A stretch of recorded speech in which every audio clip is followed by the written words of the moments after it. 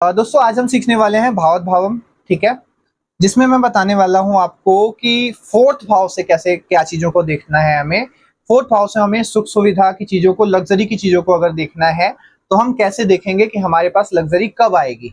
तो चलिए वीडियो को शुरू करते हैं। देखिए फोर्थ भाव, यहाँ पे सबसे पहले क्या लिखा हुआ है, 10 नंबर, ठीक है, यानी कि 10 नंबर के स्वामी कौन हो गए, शनि। अब हमें इनके कारक को देखना है, ठीक है। लग्जरी का कारक कौन होता है, तो सबको पता है कि वो शुक्र होते हैं। शुक्र ले लिया हमने।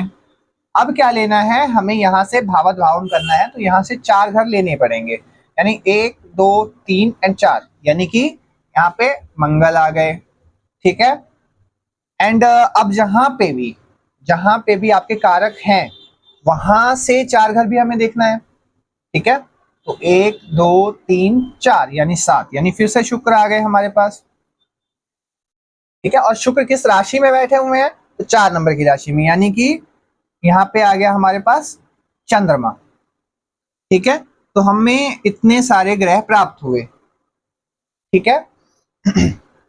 अब देखेंगे इनमें से जब भी अंतर प्रत्यंतर दशाएं चलेंगी, इनकी शनि की, शुक्र की, मंगल की, चंद्रमा की, ठीक है। शुक्र तो एक आ गए हमारे पास, शुक्र 2 बार हैं तो शुक्र की 1 बार ही चलेगी वैसे तो। जब भी शनि, शुक्र, मंगल, चंद्रमा की दशाएं, अंतर दशाएं चलेंगी, तब तब उस चीजों का हमें बेनिफिट मिलेगा। लेकिन अब यहाँ पे एक सवाल और होता है कि आपको वो हानि भी तो हो सकती है।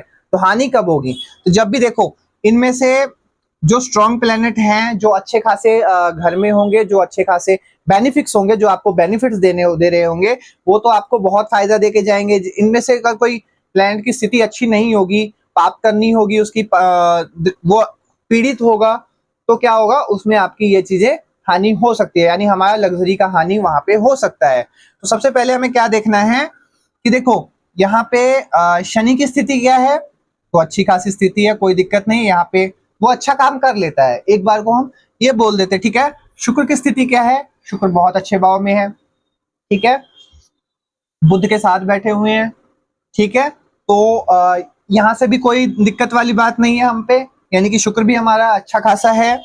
मंगल को देख लो, तो मंगल कहाँ है हमारा, ये रहा मंगल, ठीक है। मंगल बुध की राशि में है, तो कहीं ना कहीं ये इतना अच्छा तो नहीं है, जितना अच्छा होना चाहिए इतना अच्छा तो नहीं है, ठीक है, क्योंकि ये तो नैसर्गिक रूप से शनि का घर माना जाता है, ठीक है। और शनि और मंगल में भी शत्रुता ही है, कोई मित्रता नहीं है इतनी ज्यादा, ठीक है। अब देखोगे कि यहाँ पे हमारे पास फिर से शुक्र थे, तो शुक्र में तो हमारा अच्छा रहेगा, नो डाउट। अब चंद्रमा को लेंगे जब, तो चंद्रमा देखो 8 नंबर की राशि पे, ये है नीच के हो गए हमारे, ठीक है। तो जब ये डेबिलेटेड हो गए, नीच के हो गए, तो चंद्रमा में हमारा क्या हानि हो सकता है। अगर फोर्थ भाव से हम देख रहे हैं तो फोर्थ भाव के क्या क्या चीजें होती हैं, देखो माता को हानि हो सकती है, ठीक है। यहाँ पे हमने ये शुक्र को लिया है अभी, ठीक है, तो हम यहाँ माता को नहीं देख रहे हैं। एज यूजुअल अगर माता में ये आता है तब जाके वो चीजें आप कह सकते हो कि हाँ माता को होगी, क्यों माता का लेंगे तो यहाँ पे सीधा चंद्रमा ही आएगा, सबसे पहले कारक ही चंद्रमा बन जाएगा, ठीक है। तो यहाँ माता पे हो सकता है, गाड़ी में हो सकती है कोई हानि हो, ठीक है, और घर में हो सकती है, सुख में हो सकता है, एज यूजुअल आपको घर छोड़कर दूसरी जगह जाना पड़ सकता है। तो वो चीजें कब होंगी, चंद्रमा में या मंगल में। जब भी चंद्रमा का अंतर चलेगा, मंगल का अंतर चलेगा, तब तब आपको परेशानी का सामना करना पड़ेगा। जब जब शुक्र का अंतर चलेगा, जब जब शनि की अंतरदशा, दशा अंतरदशा चलेंगी, तब तक ये आपको बहुत अच्छा फल देंगी, ठीक है। यानी बेस्ट प्लैनेट आपके लिए शनि शुक्र हो जाएंगे, एंड ये चीज बेनिफिक नहीं रहेंगी, ये मेलेफिक हो जाए, मतलब कि ये बेनिफिट आपको नहीं देंगी, ठीक है। तो इस तरीके से आप देख सकते हो कि आपको किन चीजों का फल, जैसे अगर संतान का देखना है तो 5th हाउस से देख लेंगे। अब मैं आपको 5th हाउस भी समझा देता हूँ इसी वीडियो में, एक ओवरव्यू ले लेते हैं। अब 5th हाउस में देखो 11 नंबर लिखा हुआ है, तो फिर से हमारे आ गए शनि, ठीक है। अब देखो 5th हाउस से 5th हाउस गिनना है हमको, कारक पहले देखना है कि कारक कौन है। तो हमारे बच्चे का कारक कौन होते हैं, गुरु, ठीक है। तो हम गुरु को कारक अगर लेते हैं, गुरु हमारे कारक आ गए। अब कारक 10 नंबर की यानी शनि की गिनती पे फिर से शनि आ गए हमारे, ठीक है। अब देखो कारक से हमें 5 घर गिनना पड़ेगा, 1 2 3 4 5, यानी 2 नंबर, यानी शुक्र आ गया हमारे पास, ठीक है। एंड यहां से भी अगर 5 घर गिनना है तो हमारे पास 3 नंबर यानी बुध आ गया, ठीक है। तो अभी हमारे पास कितने प्लेनेट हैं? अभी हमारे पास टोटल प्लेनेट हैं 1 2 3 4, एंड शनि 2 बार आया था हमारे यहाँ पे, ठीक है। शनि 2 बार आया था, तो शनि तो हमारा अभी हमने देखा कि अच्छा है, ठीक है। गुरु फिर से हमारा, गुरु के अंतर में हमें ये नहीं हो सकता, ठीक है, क्योंकि वो नीच के हैं, या वहां पे हानि हो सकती है या वहां पे नुकसान हो सकता है, ठीक है। शुक्र अगर देखेंगे तो शुक्र हमारा अच्छा है, तो इस टाइम पे हमें पुत्र का प्राप्ति या पुत्री की प्राप्ति हो सकती है। तो जो भी प्लेनेट आ रहा है, जिसकी भी अंतरदशाएं आ रही हैं, उसके हिसाब से देखेंगे, ठीक है। और यहाँ पे बुध आ गया, तो यहाँ पे बुध भी बहुत अच्छा है, ठीक है।